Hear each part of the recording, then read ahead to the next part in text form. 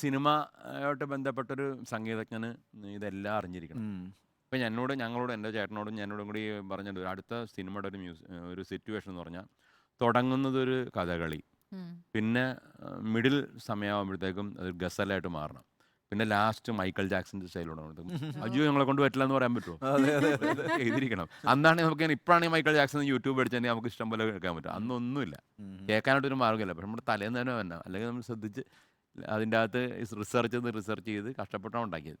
പക്ഷേ സിനിമയെന്ന് പറയുമ്പോഴത്തേക്ക് നമ്മളിതെല്ലാം, നമുക്ക് നോ എന്ന് പറയുന്ന പരിപാടിയില്ല, അതിൻ്റെ അകത്തൊരു ലിമിറ്റേഷൻ ഇല്ല. അപ്പം നമ്മൾ അതിലോട്ട് ആയിപ്പോവും ഓട്ടോമാറ്റിക്കായിട്ട്. ഈ ഒരു വർഷം എത്ര സിനിമയൊക്കെ കിട്ടുമായിരുന്നു ഇങ്ങനെ നോക്കും? ഞങ്ങൾ ഒരിടക്ക് കേരളത്തിലെ ഏറ്റവും കൂടുതൽ സിനിമ അതെ, നിങ്ങൾ ചെയ്തോണ്ടിരുന്നു. ചെയ്തിട്ടുണ്ട്. അതെ. കൂടുതലും ചെയ്യണത് ജോൺസൺ മാഷ് തന്നെ ആയിരിക്കും, അത് അദ്ദേഹം സ്വാഭാവികം. സ്റ്റോപ്പാണ്. അതെ അതെ അതെ. പക്ഷെ അത് കഴിഞ്ഞിട്ട് അതെന്ന് പറഞ്ഞാൽ വേറെ കാര്യമുണ്ട്.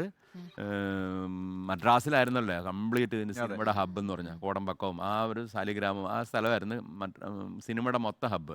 അതിൽ നിന്ന് സത്യം പറഞ്ഞാൽ ആദ്യം ഞാനും ചേട്ടനും കൂടിയാണ് ഇത് പറിച്ച് ഇങ്ങോട്ട് നട്ടത്.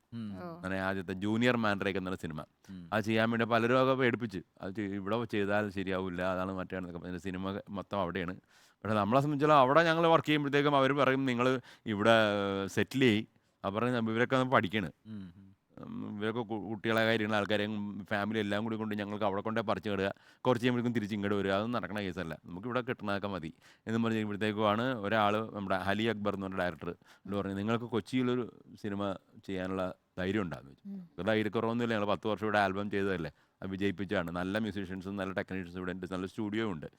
അന്ന് ടോമി തച്ചങ്കരുടെ സ്റ്റുഡിയോ തുടങ്ങുകയും ചെയ്തു. ഒരു കോംപ്ലക്സ് തന്നെ ഉണ്ട്. അപ്പോൾ നമുക്ക് ചെയ്യാം എന്ന് പറഞ്ഞ് അവിടെ നമ്മൾ ഇതിൻ്റെ പടത്തിൻ്റെ പാട്ട് റെക്കോർഡ് ചെയ്ത് അവിടെ മദ്രാസിൽ പോയിട്ട് അത് ട്രാൻസ്ഫർ ചെയ്യണം. അന്ന് എല്ലാം ഏഡാറ്റ് മാത്രമല്ല, സ്പൂളിലൊക്കെയാണ് ചെയ്യണത്, പഴയ സ്പൂളില്ലേ അതിൻ്റെ അകത്തൊക്കെയാണ് ചെയ്യണത്. അത് ചെയ്തിട്ട് അവിടെ പോയിട്ട് ട്രാൻസ്ഫർ ചെയ്യണം. അങ്ങനെയുള്ള ചില പ്രശ്നങ്ങളൊക്കെ ഉണ്ട്. എന്നാലും അത് വിജയിച്ചു, പാട്ടും വിജയിച്ചു, പടവും വിജയിച്ചു. 150 ദിവസം ഓടിക്കുമ്പോഴത്തേക്കും പിന്നെ ഓരോരുത്തർക്ക് കോൺഫിഡൻസ് ആയി. അങ്ങനെ ഓരോന്ന് വന്ന് പിന്നെ ഇപ്പോൾ സത്യം പറഞ്ഞാൽ കൊച്ചി എന്ന് പറഞ്ഞാൽ സിനിമയുടെ ഹബ്ബായി. ആദ്യമായിട്ട് ഇതിങ്ങനെയാണ് തുടങ്ങിയെന്നുള്ള കാര്യം പലർക്കും അറിയില്ല. ഡാൻസിന്റെ വർക്കുകളൊക്കെ എങ്ങനെയാണ്? ഡാൻസ് ഇപ്പൊ എന്തൊക്കെയാ ചെയ്യുന്നത്? ഇപ്പോൾ മോസ്റ്റ്ലി ടീച്ചിങ് ആണ്. കോവിഡ് മുതൽ ഓൺലൈൻ പിയാനോ, പിന്നെ വോക്കൽ ഹിന്ദുസ്ഥാനി പഠിപ്പിക്കുന്നുണ്ട്. പിന്നെ അല്ലാണ്ട് എനിക്ക് മ്യൂസിക് ഡയറക്ഷൻ തന്നെ. അപ്പോൾ ഞാൻ വരുന്ന വർക്കുകൾ ആൽബം സോങ്സ്, ഷോർട്ട് ഫിലിംസിന് BGM. അല്ല, അച്ഛൻ്റെ കൂടെയാണോ ചെയ്യുന്നത്? ഇൻഡിപെൻഡൻ്റ് ആയിട്ട് ചെയ്യുന്നത്. പിന്നെ അപ്പച്ചൻ്റെ കൂടെ ഇപ്പോൾ അല്ല, ഞങ്ങൾ ചെയ്യുമ്പോഴത്തേക്കും ഒരു ഫാമിലിയാണ് ചെയ്യുന്നത്. ഞാൻ മെയിനായിട്ട് ചെയ്യും, പിന്നെ ഞങ്ങൾ രണ്ടും കൂടി ഒരുമിച്ചിരുന്ന് ചെയ്യും. പിന്നെ എൻ്റെ ഒരു അനിയനുണ്ട്, കീർത്തൻ എന്ന് പറഞ്ഞാൽ. അയാൾ ഇപ്പം മുംബൈയിൽ നല്ലൊരു സ്റ്റുഡിയോയിൽ എഞ്ചിനീയറാണ്, സൗണ്ട് എഞ്ചിനീയറാണ്. മാത്രമല്ല നല്ല മ്യൂസീഷ്യനാണ്, പാട്ട് പാടും. ഇയാളെ പോലെയൊക്കെ തന്നെയാണ്, കീബോർഡ് പ്രോഗ്രാം ചെയ്യും. ക്ലാസിക്കലിൻ്റെ കൂടെ കർണാട്ടിക, ഹിന്ദുസ്ഥാനി കച്ചേരിക്കൊക്കെ പാടും, അല്ലെങ്കിൽ ഗസലിന് പാടും ഒക്കെ അറിയാം. അതിനൊക്കെ ഹാർമോണിയം വായിക്കും. അപ്പോൾ അവനെ കേൾപ്പിച്ചു കൊടുക്കും. എങ്ങനെയാണ് അവന്റെ അഭിപ്രായം കൂടി കേട്ട് കഴിഞ്ഞിട്ട് നമ്മൾ പിന്നെ വൈഫിനെ, മകളെ ഫൈനലൈസ് ചെയ്തത്. വൈഫുണ്ടോ? ഇല്ലില്ല. വൈഫ് എന്ന് പറഞ്ഞാൽ എൻ്റെ വൈഫ്. അമ്മ. മകള് പാടുവോ? മകളും പാടും, വയലും വായിക്കും, പഠിപ്പിക്കും. അതെയോ? മറ്റേ നിത്യ ശിഷ്യാണ്. അന്ന് വന്നിരുന്നു, നമുക്ക് അതിഥിയായിരുന്നു. പറഞ്ഞു, സാറിന്റെ പേര് പറഞ്ഞു. ഹിന്ദുസ്ഥാനി പഠിക്കും. സാർ ഈ പിന്നെ ഗുലാമലിയുടെ കൂടെ വായിച്ചിട്ടുണ്ടോ? അത് വൻ സംഭവമാണല്ലോ. അതെങ്ങനെയാ?